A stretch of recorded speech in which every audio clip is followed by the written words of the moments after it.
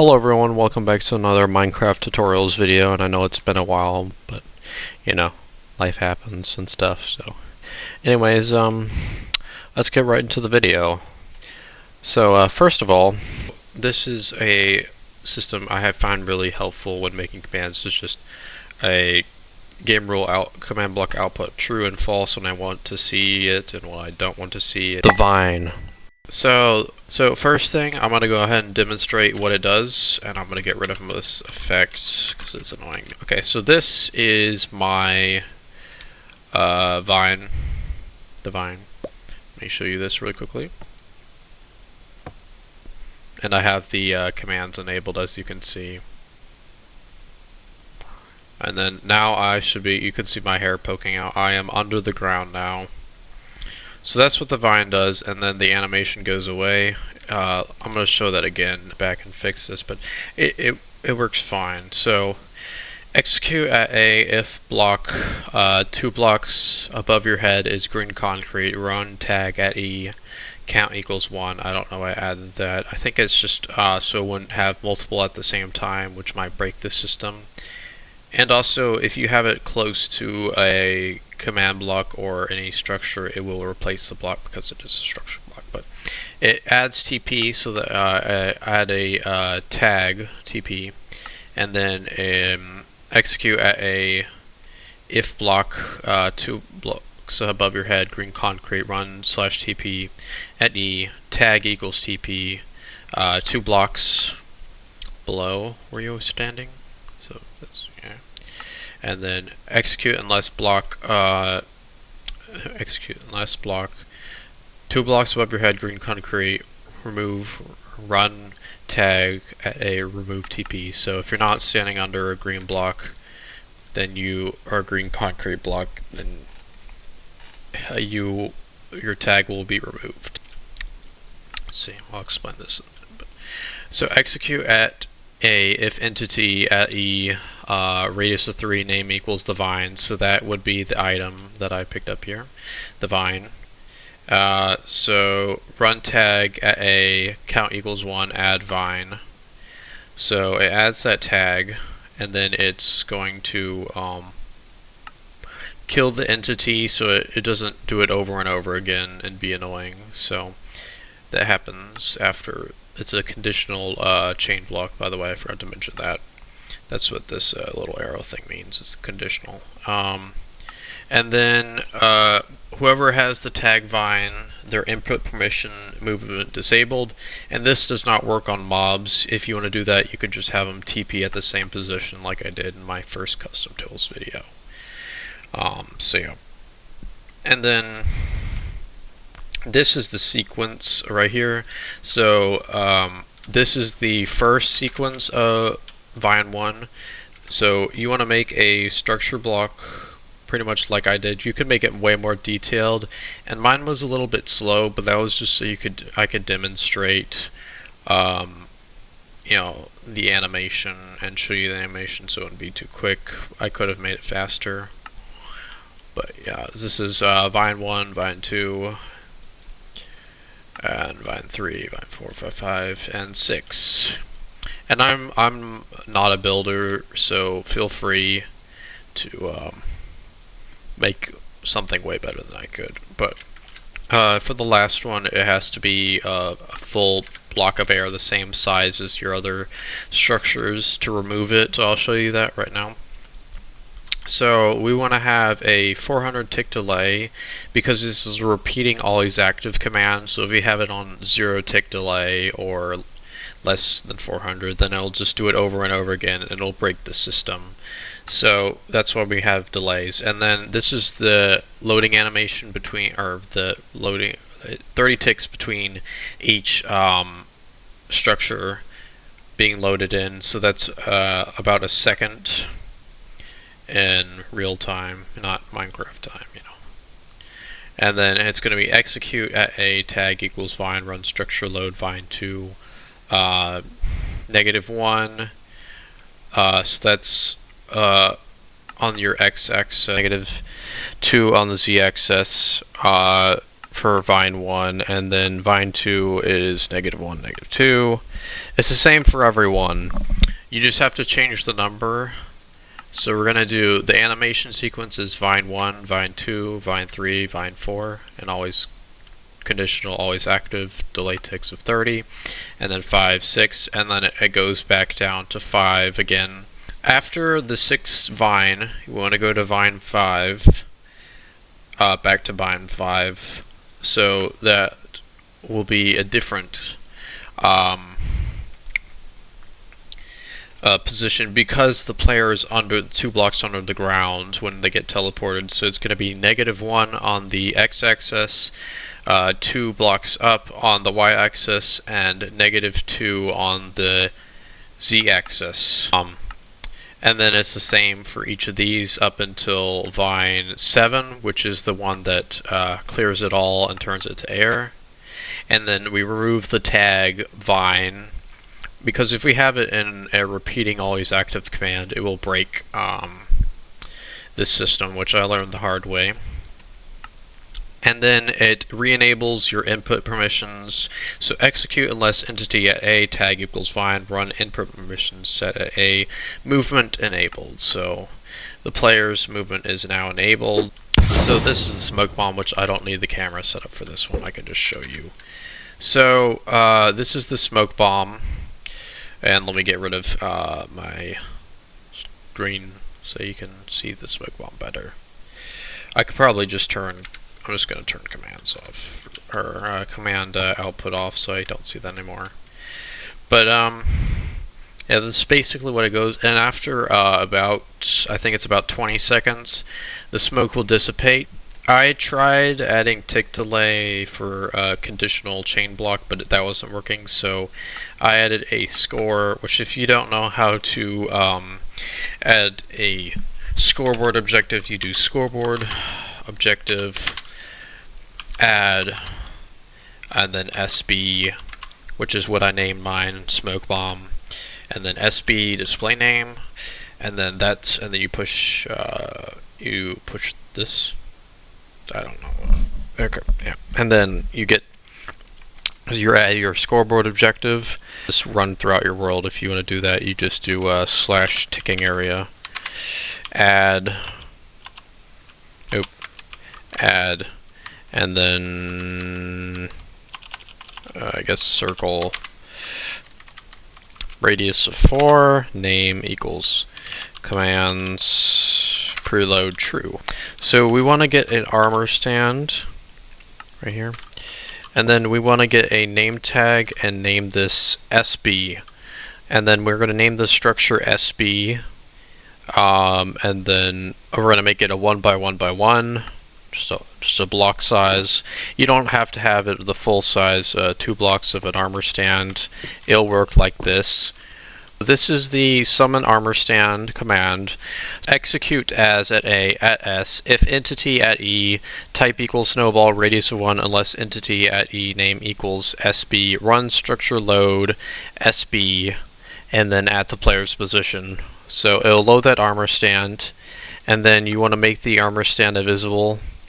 So effect at A, name equals SB, invisibility infinite true, and yes, players can destroy their armor stand. And then this says execute as at A at S if entity at E has, type equals snowball is within a radius of 1. Run effect at S invisibility for 20 seconds, amplifier of 1 true. And then execute as A at S if entity at E type equals snowball, unless entity at E type equals snowball, radius of 2, run effect at S 20 seconds, amplifier of 1 true. So if any player is outside of where the snowball is thrown, so if I throw it over here, I will get blindness. So anyone who is not within a radius of 1 of the smoke bomb will get blindness for 20 seconds. Okay, so it gives the other players blindness, and then, as I was saying, or I tried to say before, every 30 ticks, which is a second, is it does execute if entity at E, name equals SB, so that's the armor stand. Run scoreboard, players add at E, name equals SB, SB1, so it adds a score of 1 every 30 ticks or 1 second. So once it gets to 20, it will reset. So execute if entity at E, name equals XB, SB, score equals SB equals 20. Run scoreboard, players reset at E, name equals SB, SB. So that means the armor stand is being given the score, and it will reset its score instead of giving the player the score, which I bet you could probably do it either way, but I just found it easier to do the armor stand that way. But I don't think it works with multiple armor stands, so you might have to do like if there's already one named SB, then you could have SB1 if you wanted to add this to a multiplayer or something. And then it will kill the armor stand. So kill at E, name equals SB. Once it's done counting to 20, unless one breaks it, of course, then everything will just stop. But, you know, there's only so much you can do with so much effort. But anyways, let's go to the more simple one. So basically this says execute at E, name equals SB, score equals SB equals 1, run /particle Minecraft knockback, Minecraft colon knockback _ roar _ particle, 1 block above the armor stand. It will do that, and this is a different one if you want to use this one. This one you couldn't really see with the campfire smoke, but execute as at A at S if entity at E type equals snowball run particle Minecraft explosion manual. This is a different type of particle, and then you saw the campfire particles. Execute at E, name equals SB, run particle Minecraft campfire smoke particle. 0.3 blocks up, and then -1 on the z-axis, and then these are each different for different positions. So let me show you that real quickly. So there's one, there's the particle roar, I think it was called, the roar particle that you saw, and then so each of these have a different position, so each of these are individual command blocks that are activated. And then so for each of these we're going to have a different position, and if you want I will go through each of them one by one, and you can pause the video and see. I will click through those down.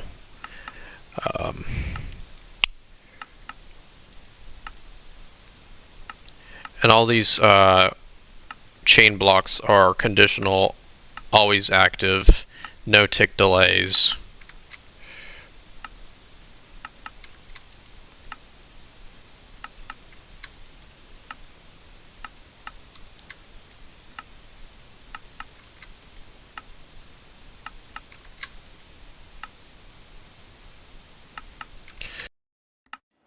This is the shockwave shield, which I originally named the I originally named it the vibranium shield because I really wanted to have Black Panther's armor type thing on Minecraft, where after he gets a certain amount of damage he explodes and all his enemies go flying backwards, but that was a little bit difficult. Okay, let me turn everything on really quickly. And then it will automatically add a shield into my hand, as you can see in my inventory. Sadly, I can't name this shockwave shield, it's just called shield, but hopefully Mojang will add that in the future. Please, Mojang. Okay, let's see. So, where should we start? Okay, so hit detection, this is where we're going to start. So this looks very overwhelming, but it is not. So I will explain. So execute unless entity at A has item equals shield, location equals slot.weapon.offhand, data equals 400. As at A, at s, run replace item entity at s slot.weapon.offhand, or you could just, if you're typing it in the chat commands, you could just type offhand 0 shield 10 data 400. And the reason we have 400 data is because if you do anything else, someone could just damage their shield enough where they could activate this attack if you were to put this in like a PvP server or Skyblock server or something like that. And then this is the kind of complicated one that I have to copy and paste every time because it's hard to remember. And this is where you can't move it out of your slot, so it's called item underscore lock and slot colon. It kind of looks like a sad face, parentheses, mode, colon, or sorry, quote, and then colon, quote, lock underscore ins underscore slot, and then double parentheses. I think, are they parentheses? No, they're not parentheses. They're angled brackets, which YouTube description does not like. Also, I forgot to mention that the hit detection does have a delay tick of 60 ticks. And I didn't turn. I turned this off because this is multiplayer, but I'll go into that later. Okay. So this is what we're going to go over next. So basically, where is my shield? Okay, there it is. It's for it. It's on my offhand. You can't really see it. I'm going to turn commands on for this part, but basically how this works is you crouch with the shield, and then you get the tag defense or def for short. And then if you uncrouch with the shield in your offhand, then it gets rid of it, or if your shield breaks, then it gets rid of the tag def. So execute as at A at S positioned 1.5 blocks, so that's if you're crouching, unless entity at S has item equals shield, location equals slot.weapon.offhand, data equals 400, DX, so that's your hitbox, run tag at S has item location slot.weapon.offhand, comma item equals shield, data equals 400, add def. And I did get part of this command from Guppy Duck. The crouch detection video is what I got it from, so I'll link that in the description if you want to watch that. And then tag remove, execute as at A at S positioned 1.5 blocks, so if you're crouching, if entity at S DX equals 0, has item equals shield, location equals slot.weapon.offhand, data equals 400, run tag at S remove def. And then this is tag remove 2. So this basically says if you don't have a shield, then it gets removed, because the other one wasn't removing it for some reason, so I had to add this one. Execute as at A at S unless entity at S has item location slot.weapon.offhand, item shield, data equals 400. It's very repetitive. Run tag at S remove def. You know, if you didn't know before, if you're on PC, you can control middle click and then just change the command there, or just copy and paste. So this is the positional thing I was talking about, so I'll go ahead and demonstrate that. Every time he hits my shield, it explodes with that particle I was trying to show you earlier. That's why I didn't mention it then. I'm about to die. Be fine. But if you want the husk, or the enemy, or whatever, the monsters, to have a shield, that is possible. I just didn't do that part because it was kind of complicated, but you basically do the same thing you did for multiplayer, which I'll go back to this, but this is a, let's see, let me go through this particle system and this is for the player, I believe. This is for the zombie, the PvE. So execute as at A at S unless tag is attack. If entity at E, tag equals attack unless entity at S has the shield. You know this already. Run particle, Minecraft large explosion, arrow. So that's going to be up, or 0.5 on the y-axis and then 1 on the z-axis, and that's relative to where the player is. And then damage, execute as at E, type equals husk. I just added this just in case, you know, I didn't want to do add at E. I didn't want to damage my armor stance. So execute as at E, type equals husk, attack equals attack at S, run damage at S3, block underscore explosion. I didn't want to add TNT to this. I was originally going to do that, but I didn't want to destroy my world and make like a billion backups, which I already have like so many. So, and did I look at tick delay? There's no. Okay. And this is, we're going to remove the husks tag after it attacks me. It will remove the tag, and if you do this as a repeating command block, it will break. I found out the hard way. Don't waste 3 hours of your life on this. So execute as at E, type equals husk at S, unless entity at A, tag equals defense. Or def, sorry. Radius of 5, run, tag at S, remove attack. So if they're not within a radius of 5, it will remove their tag, and yeah. So this adds the tag of attack, which I probably should have went over first, but it's whatever. Execute as at E, type equals husk at S, if entity at A, tag equals def, radius of 5, run tag at S, unless tag equals def, add attack. So basically what that's saying is if there's a person with the tag defense, unless their tag is already defense, then add attack, because I don't know why I think that I just added that to, you know, get rid of problems just in case they appeared. But here's the multiplayer version for if you want to do PvP. It's execute as at A at S, if entity at A, tag equals def, radius of 5, run tag at S, unless tag equals def, add attack. And then, oh, I forgot about this part. This part's important. Basically, if you die, the item doesn't automatically, when it drops, and it will get into your inventory and will be stuck there forever unless you die.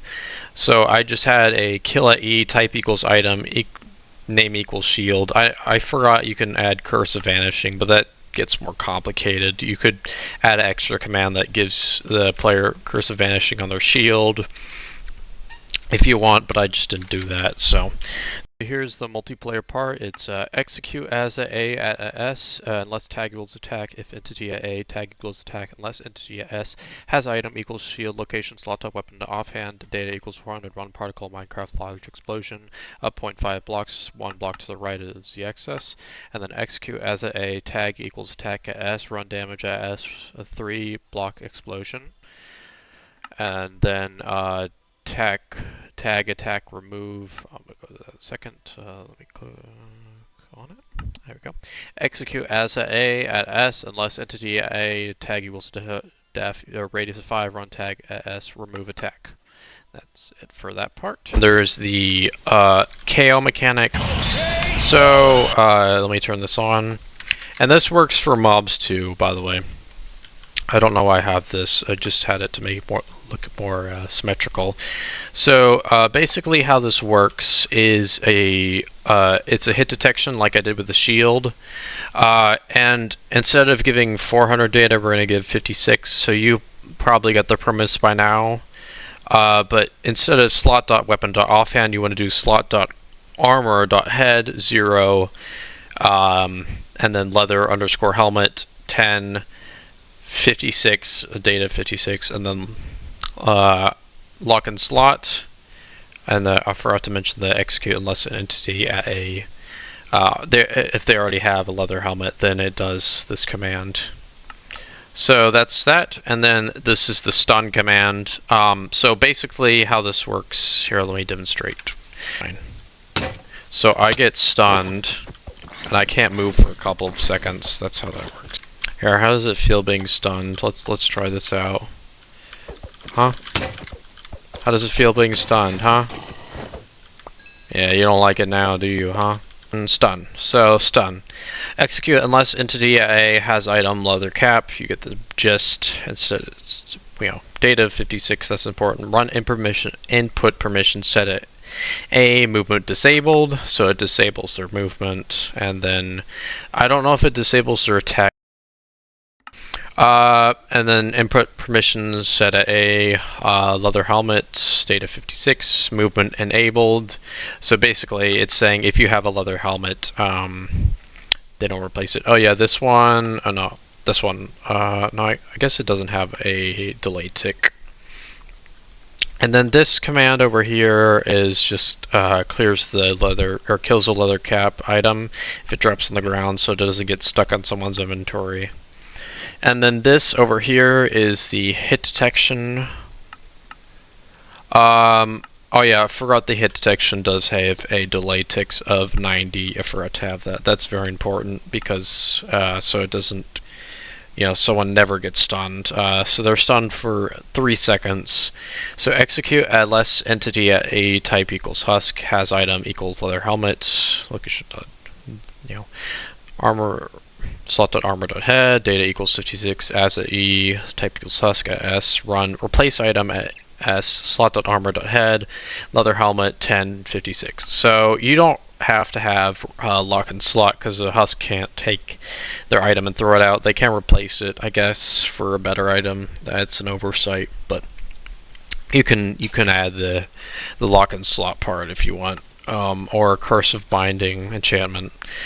So execute as at E type equals husk at S unless entity at E type equals husk has item leather helmet location slot.armor.head data equals 56 run TP at S. So that basically just teleports it in the same spot it's currently standing. Instead of, you can't disable input permissions for a mob.